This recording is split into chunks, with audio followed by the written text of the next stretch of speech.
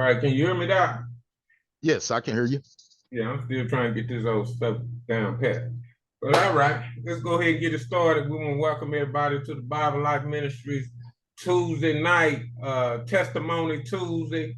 Uh, we had a whole lot of questions, whole lot of things that people commented. Matter of fact, last Tuesday when we had Brother Curt on here, we got more comments, more hits on that testimony than any other.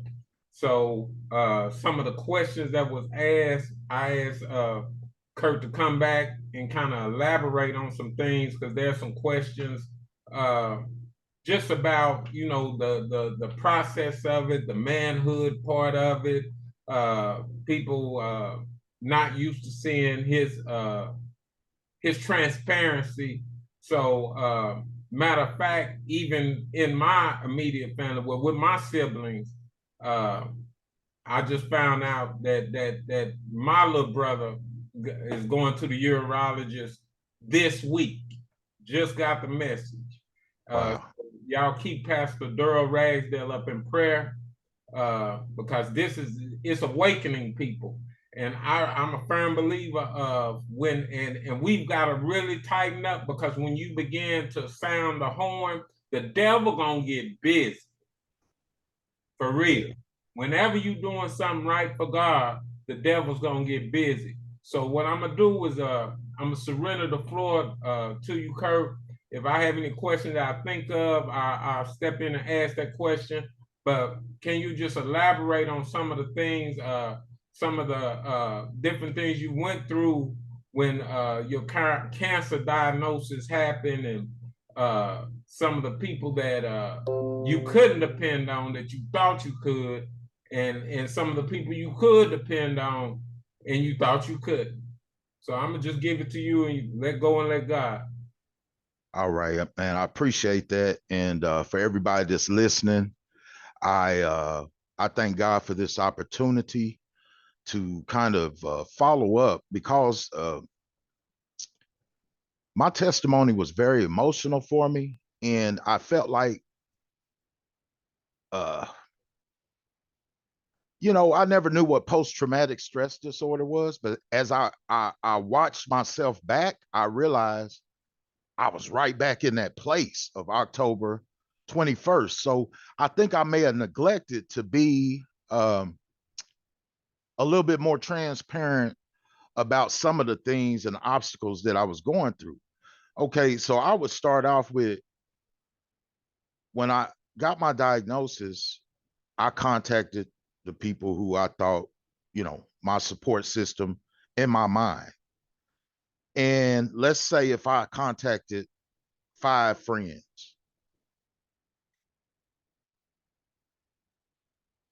two of them were there for me in this way. Meaning, I had one friend, and Brad, I hope you don't mind me mentioning your name. He works in the same town that I live in, and about once a week or at least twice a month, he would come get me for lunch. And so down through the stages, he was with me through finding out, then waiting on treatment, and then, through the treatment, right?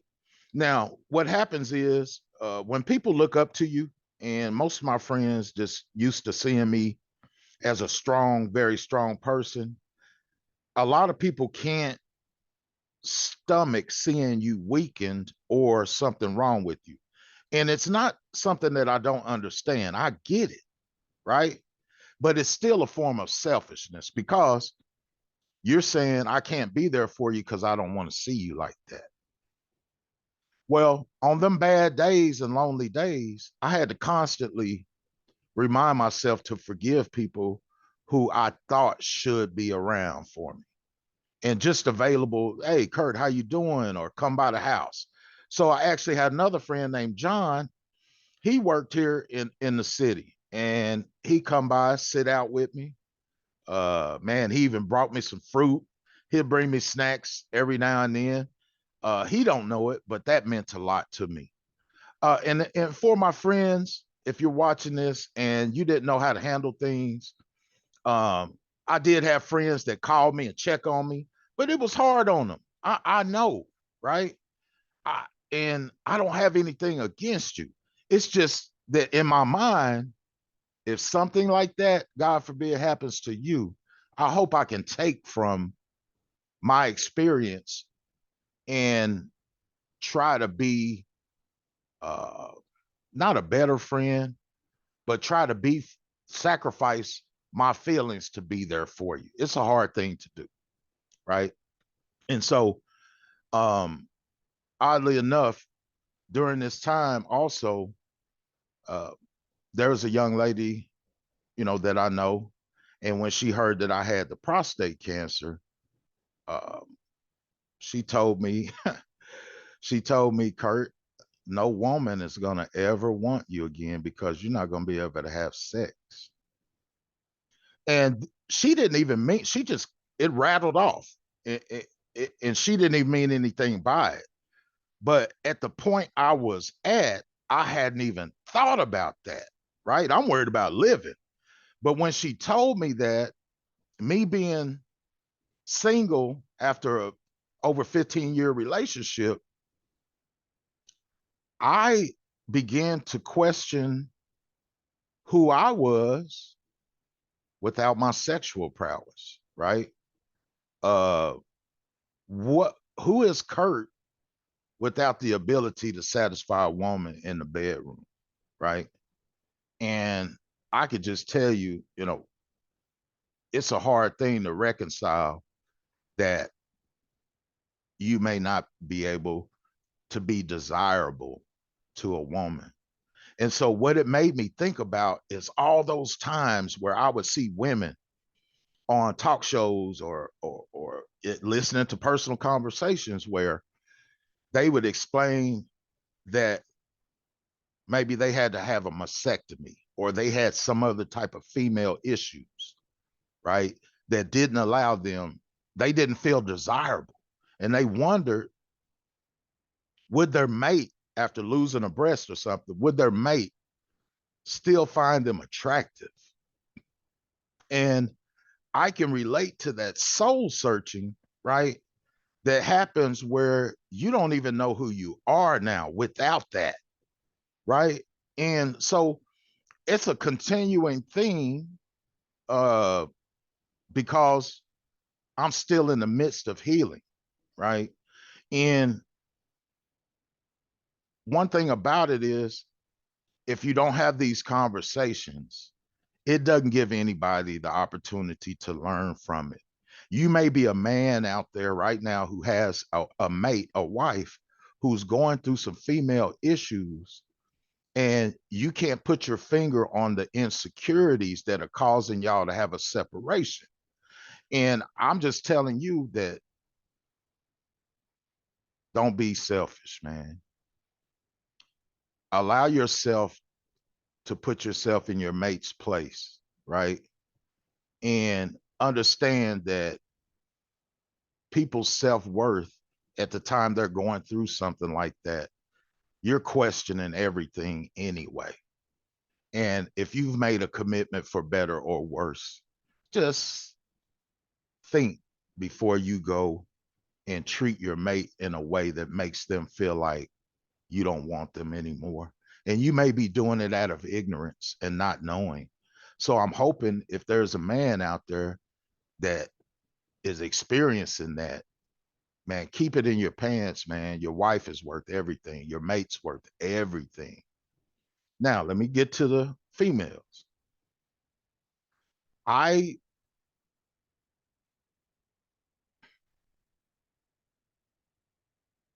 I want women to understand that a man, a man like myself, I'm only speaking for me, right? When this, when your ability to sexually satisfy a woman gets taken from you or in jeopardy, everybody can't hold their clutch their pearls when a man is distraught about that. In my case, I've always been an ex-athlete and just being who I am, I always depended on my physical prowess. Even though I got all these replaced knee and broken bones, all of that, when I learned that my ability to have sex was in question, man. And then I had a female whom I love from my past tell me no woman's going to ever want you again. That right there, on top of the cancer, it caused me to really evaluate who is Curt if he never has sex again? Who is Curt? Will there be any woman who would want to deal with the man who may have limitations? Now, don't get me wrong. We all know we grown. There's things you can do or whatever. But I had another lady tell me recently, Curt, if they love you, they'll love whatever you have to give because they'll be glad they got it from you, whatever that is. So your key is be transparent and give that woman the choice. Now, in all honesty, there may be things to be able to rebuild some of my intimacy life or whatever, but those things will have to come with the assistance of a urologist. And that gives me a chance to touch on real quick. I don't mean to jump around, but if you are a male and you're slowing down, right? Man, don't just go grab the over the counter stuff and all that. Go to your urologist, right? Explain to him what you're going through and get some medically directed treatment, whatever that is. If he decides to put you on the hormones or go with the option of the blue pill or whatever, let it be at the doctor's guidance where he can at least test you and make sure that you're not doing something detrimental to your health, right? And so, from that standpoint, I would just say be patient with yourself going through this process. And then, guys, I'm jumping around a little bit, but during my testimony, I neglected to state that 6 months post radiation, uh, my number, my PSA number is down to a 131, which is excellent, right? The reason why you make sense, and I say it's an ongoing situation, is because when this disease gets in our, meaning African American men's bodies, it becomes 2 to 3 times more aggressive, maybe even more in some people, depending on your system. And I found out that there's different types of the prostate cancer. It acts like a virus. So there's different types, but for sure, it it's way more aggressive in our bodies. And it's almost as if it was made to destroy our ability to produce children. That's another spiritual question I be asking. How did this come into fold? So when I say that it's an ongoing struggle, I'm having blood tests every 90 days. And as long as that number's staying the same or moving down, that's great. But let's just say I go back in and it's up to a 2 or up to a 2.5. That's still under cancer, right? But it indicates that the cancer is trying to grow, it's trying to duplicate itself, right? And so there are interactions in the way of different hormone therapies and different medications. And at the end of the day, they may have to remove my prostate if that happens. Now, for hereditary purposes, I would tell you that my father, he said that his numbers have remained all these years. Like he was my same age when he got chemo for it, right? But he said as of late, his number is going back up. And I just learned that a couple of days ago. And so he just said he feels like the way he's urinating and everything like that, that he's having some of them same issues as he did at the onset of the prostate cancer. Okay. So with that, I know that people want to know, man, what here's the thing. Pride, right? In the stubbornness and all that. Let's put that out the window, because here's the thing. This is a family issue. This is a situation where you cut a big toe off of a foot. You might walk, but you're gonna be limping. And in most families, the father or the man in the house, he's the big toe. You got to take care of him. And sometimes he won't take care of himself. And I don't want to go over uh, anything but solidness for the family. And while I'm thinking about it, my cousin Daryl, bro, I pray for you. I claim victory and deliverance over any bad news that you may get.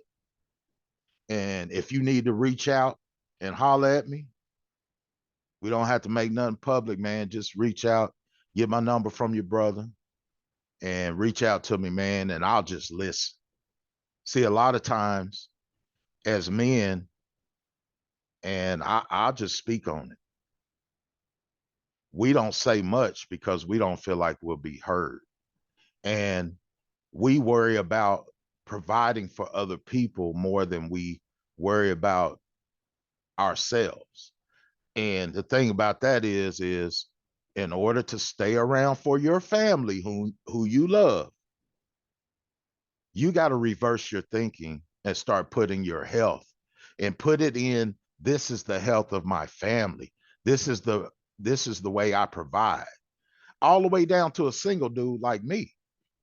I'm my family, my my aunts, they depend on me for certain things. So I've got to control how I am when they see me. I've got to make sure I'm diligent about following the doctor's orders. And another thing, I'm working on my weight. Uh, I was borderline diabetic, but I went ahead and got on the metformin because my A1C number came back and my sugar levels were up. And what I would like to say is, for anybody who's going through treatment for one thing or the other, it does absolutely no good for you to survive. For me, let's just use me as an example. It does no good for me to survive cancer treatment and cancer and turn around and die because I didn't want to take care of my diabetes or I didn't want to follow the directions of the doctor about my high blood pressure. Right. So this thing, when you're getting older, it's a it's a 24-hour situation. And the most thing you got to control is your spiritual life. It's so important for you to surrender your cares to God so he can put order in your life. And when we come up under order, nobody has to tell us that we say we love our family, we say we love our children. We have insurance, right? We have insurance and refuse to go to the doctor, right? So with that, Pastor, if you're listening, I know we have spoke about some things. Do you have anything that I may have not touched on that you want to know about or that anybody else has asked about? Not not really. I mean that was part of it. Uh, so how I have a question. How long will you be tested like annually, even after when does the Okay, I basically got you. you'll always be under that radar? Uh, Yeah, right now, since I'm less than a year out and the way that the cancer is so aggressive, for the next 2 years, they may drop it to once every 6 months, but it's a continuous cycle of being tested because of the fact that it's so aggressive, right? So right now they're just gathering data And these tests will tell them a lot. If that number stays the same or below, and then in October, like I'll be tested August, around the middle of this month. Then my next test uh will be in October, which will make a year, and I would have had 4 blood tests. If those numbers stay the same, then we may go to a different protocol, like 6 months, right? Um, so that's kind of how it's going to go, but it also depends on me and how I follow, right? Keeping the cranberry juice in my life. I take cranberry supplements to keep my urinary tract flush. Backing off on the sodas and getting a little more active, right? You got to be vigilant on this situation. And let's say you don't have cancer and you go to the urologist, man, you still need to be hydrated. You still need to drink your cranberry juice, get that in your life as an older man, and it will cut down on problems with your male organs as far as your urination, your reproductive organs. That's just the truth. So also when you're under this type of battle, man, I'm gonna tell you this: stay the heck away. I almost said a bad word. People who know you from the worst things you've done, right? Or where you used to be 30 years ago. I've run into some of them. And all I would say is surround yourself with people who can see the God in you, because those are the people who can get on one accord with you at a time of great need. And those are people that you can get on one accord with to pray with and manifest some real deliverance. Um, uh, what we're doing to ourselves with this thing with black men and us not getting health care, we're playing into to the to the hands of the enemy spiritually, right? Because we have uh, early prevention at our fingertips. We may not be able to stop each other from getting cancer, but we can kill this ignorance of it's a valid mistrust given our historical experiences with the medical profession as black people, black men. You know, the Tuskegee experiments and things. That's where that comes from. But let me tell you something. You're not a Google doctor, right? You're not a medicine man, right? So all these dudes talk about, oh man, I don't do this, but I'll just go get natural herbs. And man, there's science on us and how this disease is ravishing our community. And it's one thing to have the disease out there, but ignorance is killing more people than the cancer is. And so for me, I came back here to clarify that, for one, God is blessing me. I'm getting stronger. I have bad days. I had a bad day today. Uh, Nobody wants, well, I feel like some people don't want to see who I am right now. When you spiritually go through a test, mine was cancer, right? So if you listen to the Bible study, Pastor Ragsdale did he did a great study on the a calling, a cleansing, and a commission. And when he did that, that hit home with me, right? I received my calling through a cancer diagnosis, right? Made everything real to me. It put the fear of God in me. I received my cleansing through the process of being treated and spiritually walking through that valley of the shadow of death. He was with me, and he made my mind lie down beside the still waters, right? He gave me peace, but then he gave me a mighty commission. I'm out to get Black men tested. I'm out to get awareness of our health. It's going to make a difference in our community if we got more of us sticking around to be 70, to be 75, to be 80, to be able to instill wisdom on people. So all I'm saying is to us Black men, man, pick up your cross. Pick your cross up. It's time to quit playing around. You say you care about your family, go get tested. And yeah, I'm emotional about it. And guess what? I'm not going to stop until God called me home. This is what it's going to be. I'm starting Curt Cares. I'm trying to get all of my legalities, my legal stuff in line, and I'm doing my research. I'm serving on a cancer council for the state of Oklahoma. They've appointed me to go to uh, a conference that's being run by the CDC in Atlanta from September 18th through the 22nd. I'm going there to shut my mouth and learn how I can take all of that legal and medical terminology, all of their words, similar to the way pastor will take King James version of words and look at an easier translation and translate that to us in order to bring us that understanding. I'm going to hang. I've had the opportunity to go with the doctors who are doing the latest studies on cancer itself. And I get to sit at tables and ask questions and talk to other people because God gave me this opportunity to serve as volunteer on the state of Oklahoma's Council on Cancer Awareness.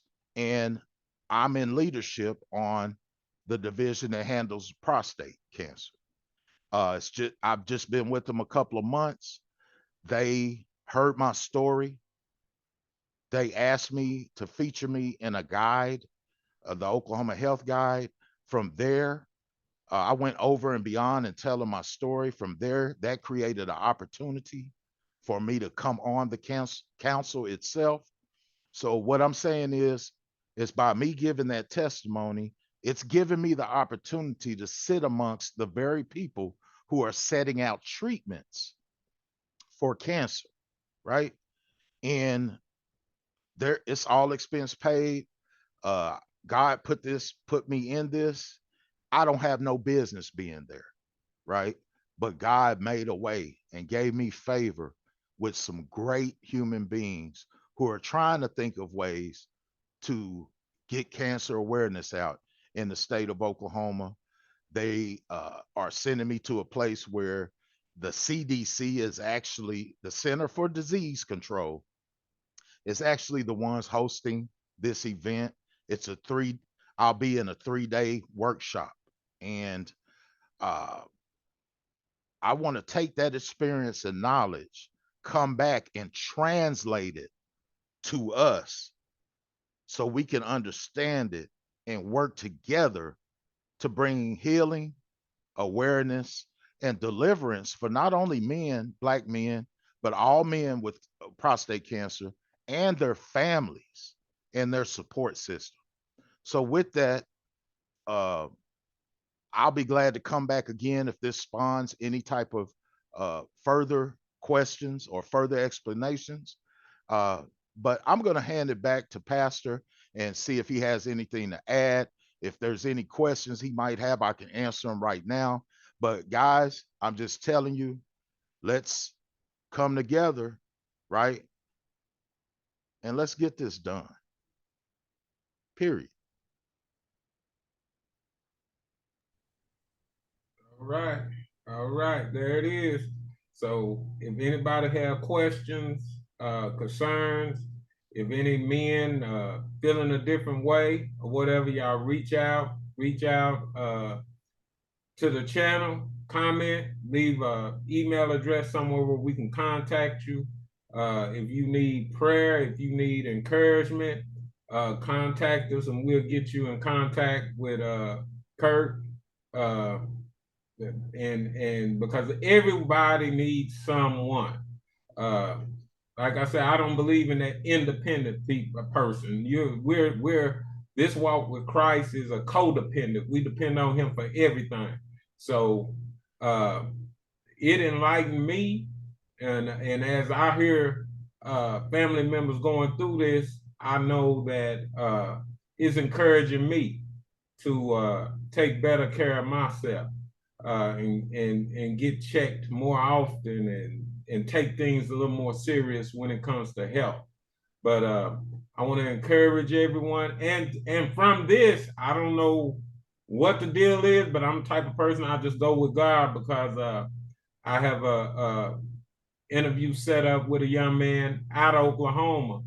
A lot of truck drivers are getting this, and this young man that I'll be interviewing, he's a truck driver, and he went through it a couple of years back. I don't know whether you know him, Curt, but he's from the Beggs area, Beggs, Oklahoma, Wow. and, Okay. and he's been through it, and I'm like, wow. Uh, I'm it runs in our family. Uh, and like I said, if you keep rolling over, it's going to affect you in some kind of way. So we are definitely coming to Oklahoma, October. Uh, we're still trying to iron out the facilities and things, and we're working with St. Francis out of Tulsa with the medical vehicle to be present.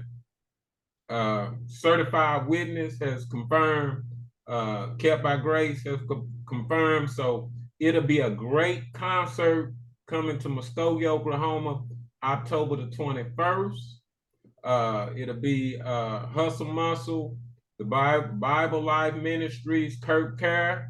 Curt will be there and do a lot of speaking to people and educating people on this thing. And we're bringing awareness so we can kill cancer. We got to stop killing each other and start. He told me a saying earlier, a quote, when you see a good fight, get in it. So this is a good fight. It's a fight worthwhile. We spend too much time fighting ignorant fights. So, and remember, feelings aren't factual. The stuff we're talking about here is factual because cancer is taking us out. And in the Black community, it's really ravishing. It's really ravishing. So we're going to stay focused. Y'all subscribe to the channel. Comment. I'll be reading looking for comments, and I'll jot them down. And we're going to stay close to Curt's progress and others' progress, because now I'm seeing others is going through it, but most of us brothers, we won't talk about it. We won't talk about it because we don't have an avenue to talk to anyone. You know, a lot of times you don't even feel comfortable talking to your own wife about certain things. So it is an avenue where more men need to get together where we can open up and talk. And because it's a need, it is definitely a need. And Yes. if you're not going through it now, keep living. It'll hit you somewhere. If it's not you, it'll be someone that's dear to your heart, a family member or something. We got to stop only getting together for funerals. We have a habit of getting together for funerals, but we don't get together to prolong our lives. And I like to say all the time that half of us can't afford to die. And really, we can't afford to die until we learn to live. And this is some education that, brothers, we definitely need it. And I'm not excluding anyone else, any other race of people, but I believe charity begins at home. And as a Black man in America, my brothers, that we're the home team. Uh, I believe we're God's chosen people, and we've got to get right, and we've got to really start educating our own, and really start looking out for each other, especially with the treatment, So, like I said, y'all subscribe, comment. If you have any questions, you want to reach out to Curt one-on-one, y'all comment, and we'll get you in contact with him. because this is all one big hustle muscle. The bigger the hustle, the bigger the muscle, the bigger the muscle, the bigger the hustle. So we're forsaking our humble beginnings. We're just beginning with this cancer awareness, but it's gonna blow up. It's gonna get very, very big. It's gonna go wherever God want to take it. So whatever I can do, you know, as far as making people listen, and we love music, so music, if we can bring them in with music, and hey, they get a good concert out of, but also they get educated, and we can dispel some fears. We need to see more success stories of beating cancer than funerals from dying from cancer. So the way we do that is through uh, educating, like you said, getting tested. So I just want to encourage everybody. Y'all stay up. Thank y'all for sharing Testimony Tuesday with us. And y'all be encouraged and y'all be blessed till the next. Appreciate you, cuz. I'll holler, bro.